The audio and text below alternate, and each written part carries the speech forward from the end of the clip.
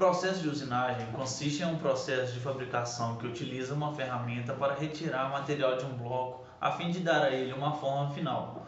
Com isso, devido ao atrito entre ferramenta e peça, gera-se muito calor e este influencia nas propriedades mecânicas tanto da ferramenta quanto do material. O fluido utilizado durante o processo de usinagem tem como função refrigerar, lubrificar, melhorar o acabamento superficial da peça, reduzir o desgaste das ferramentas, promovendo uma maior vida útil às mesmas, além de remover os cavacos da área de corte.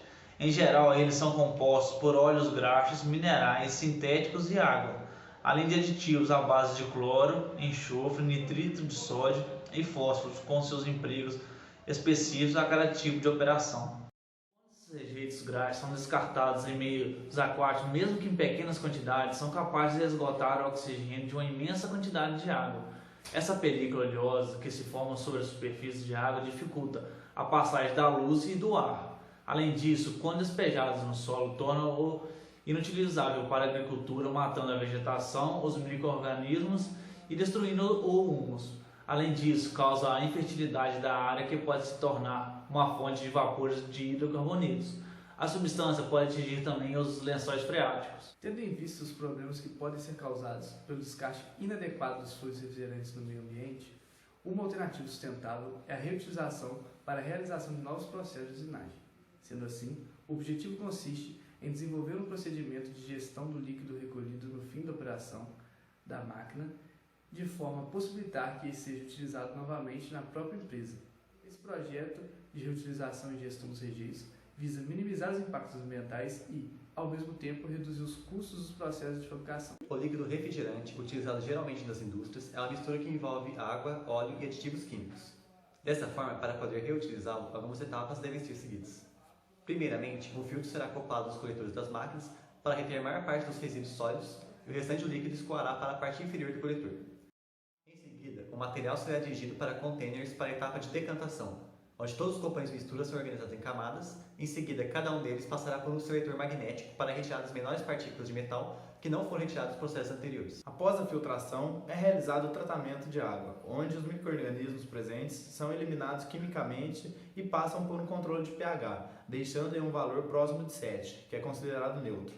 O próximo passo é a destilação e o descarte adequado dos óleos que não são reutilizáveis.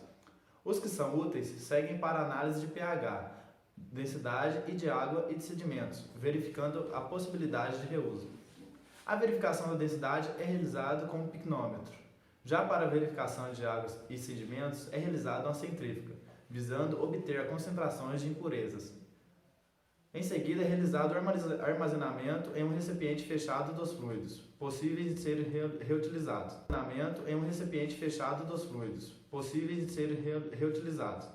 Esses serão utilizados em processos que exigem menor precisão dimensional. A implementação do processo de gestão e reutilização do líquido refrigerante em uma empresa é viável à medida em que apresenta a redução dos custos envolvidos no processo de fabricação.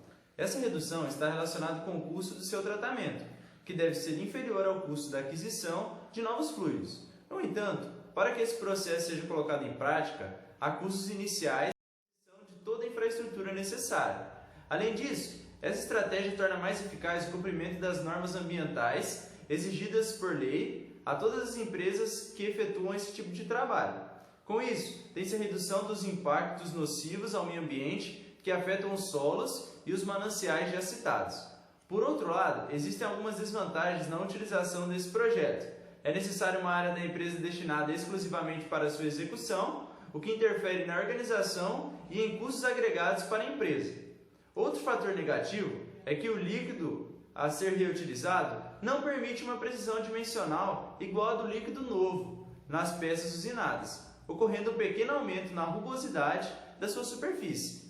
Para minimizar os efeitos dessa redução na qualidade do acabamento da peça, deve-se utilizar os líquidos refrigerantes tratados para efetuar processos de usinagem de peças que demandam menor precisão dimensional, de forma a não prejudicar a produção.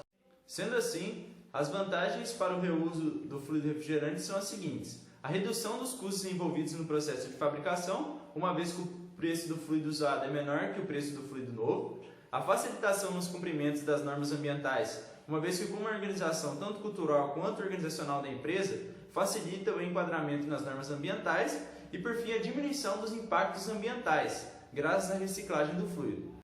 As desvantagens do processo são o investimento inicial para a aquisição dos equipamentos e estrutura para processamento.